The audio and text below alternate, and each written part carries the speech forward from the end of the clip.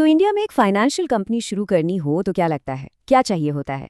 सिर्फ एक बढ़िया सा आइडिया और ढेर सारा पैसा? नहीं, बात इससे कहीं आगे की है। आज हम उन्हीं नियमों की दुनिया में गोता लगाने वाले हैं, खासकर एनबीएफसीज यानी नॉन बैंकिंग फाइनेंशियल कंपनियों के लिए बने नियमों में, जो हमारे पूरे फाइनेंशियल सिस्टम को एक शक्ल देते हैं। तो आखिर वो सीक्रेट है क्या? एक फाइनेंशियल कंपनी खड़ी करने के लिए असल में लगता क्या है?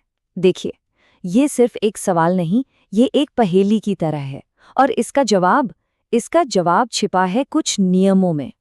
इसे एक दरवाज़ा समझिए, जिसे खोलने के लिए एक खास चाबी चाहिए। 1 मिनट के लिए सोचिए, आप किसी बड़े एक्सक्लूसिव क्लब में एंट्री लेने की कोशिश कर रहे हैं। गेट पर ही रोक लिया जाएगा, है ना, जब तक आप ये साबित न कर दें कि आप अंदर जाने के लायक हैं। बस एनबीएफसीज के लिए भी सीन कुछ ऐसा ही है। जो रेगुलेटर्स है ना, वो गेट कीपर की तरह खड़े हैं। वो ये पक्का करते हैं कि इस गेम में सिर्फ वही कंपनियां आए जो फाइनेंशियली मजबूत हों। असल में सारा खेल ही फाइनेंशियल स्ट्रेंथ का है। किसी एनबीएफसी को लाइसेंस मिलेगा या नहीं, क्या वो लोगों से डिपॉजिट ले पाएगी, वो कितना लोन दे सकती है, ये सब कुछ सीधे सीधे उसकी फाइनेंशियल मजबूती से जुड़ा है। तो सवाल ये उठता है कि ये फाइनेंशियल स्ट्रेंथ है क्या भला? इसको समझने के लिए हमें एक बेसिक कॉन्सेप्ट को पकड़ना होगा, जिसे कहते हैं ओन्ड फंड्स। ये समझिए कि हर एनबीएफसी की फाइनेंशियल हेल्थ की नींव यही है। इसको ऐसे समझते हैं, मान लीजिए आप एक बहुत ऊंची बिल्डिंग बना रहे हैं। सबसे पहले क्या चाहिए होगा? एक एकदम मजबूत solid foundation, right? Owned funds बिल्कुल वही चीज है। ये वो फाइनेंशियल बेडरॉक है जिस पर एनबीएफसी का पूरा ढांचा खड़ा होता है। तो चलिए अब जरा टेक्निकल होते हैं। इसका मतलब क्या है? देखिए, ओन्ड फंड कुछ चीजों का टोटल होता है।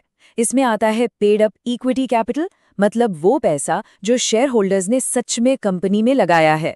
फिर कुछ खास तरह के प्रेफरेंस शेयर्स और फ्री रिजर्व्स, जो कि आप कह सकते हैं कंपनी की अपनी सेविंग्स हैं।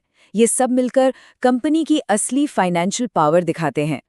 अब इसका कैलकुलेशन भी बड़ा सिंपल है, सीधी सीधी मैथ्स है। आप बस कंपनी के सारे अच्छे फाइनेंशियल एसेट्स को जोड़ लीजिए, उसका कोर कैपिटल, उसकी सेविंग्स, फिर उसमें से वो चीजें घटा दीजिए जो उसकी ताकत को कम करती हैं, जैसे पुराने नुकसान या घाटे। बस जो बचा वही है ओन्ड फंड।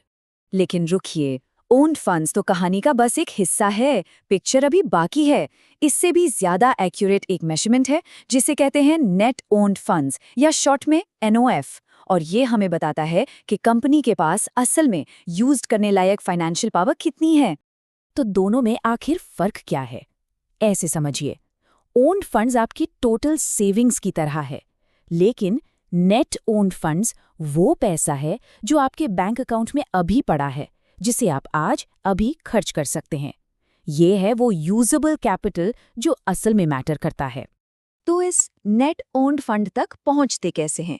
हम ओन्ड फंड से शुरू करते हैं और फिर उसमें से वो सारे इन्वेस्टमेंट घटा देते हैं जो कंपनी ने अपने ही ग्रुप की दूसरी कंपनियों में कर रखे हैं। अब सवाल है, ऐसा करते क्यों हैं?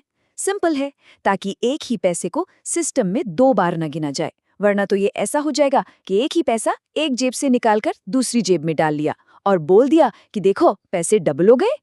चलिए अब आते हैं $1,000,000 क्वेश्चन पर। एक एनबीएफसी को अपना बिजनेस शुरू करने के लिए असल में कितना नेट ओन्ड फंड चाहिए होता है? एक मैजिक नंबर है जो ये तय करता है, और वो नंबर है 2 करोड़ रुपए। जी हाँ, इंडिया में किसी भी एनबीएफसी को अपना काम शुरू करने और उसे चलाते रहने के लिए कम से कम 2 करोड़ का नेट ओन्ड फंड मेंटेन करना ही पड़ता है। ये मिनिमम रिक्वायरमेंट है। ठीक है, तो हमने ये तो समझ लिया कि क्या करना है, लेकिन अब सवाल है क्यों? आखिर ये नियम बनाए ही क्यों गए हैं? चलिए अब इन कैपिटल रूल्स के पीछे की असली वजह को समझते हैं। देखिए, इन नियमों के कई बड़े काम हैं। सबसे पहले ये पक्का करते हैं कि हर कंपनी के पास एक फाइनेंशियल सेफ्टी नेट हो, एक बफर हो। दूसरा, ये एक एंट्री बैरियर की तरह भी काम करते हैं, मतलब सिर्फ सीरियस प्लेयर्स ही मैदान में आए। ये रूल सीधे सीधे ये भी तय करते हैं कि एक कंपनी कितना लोन दे सकती है। और आखिर में ये सब चीजें मिलकर हमारे पूरे फाइनेंशियल इकोसिस्टम को स्टेबल और मजबूत बनाती हैं।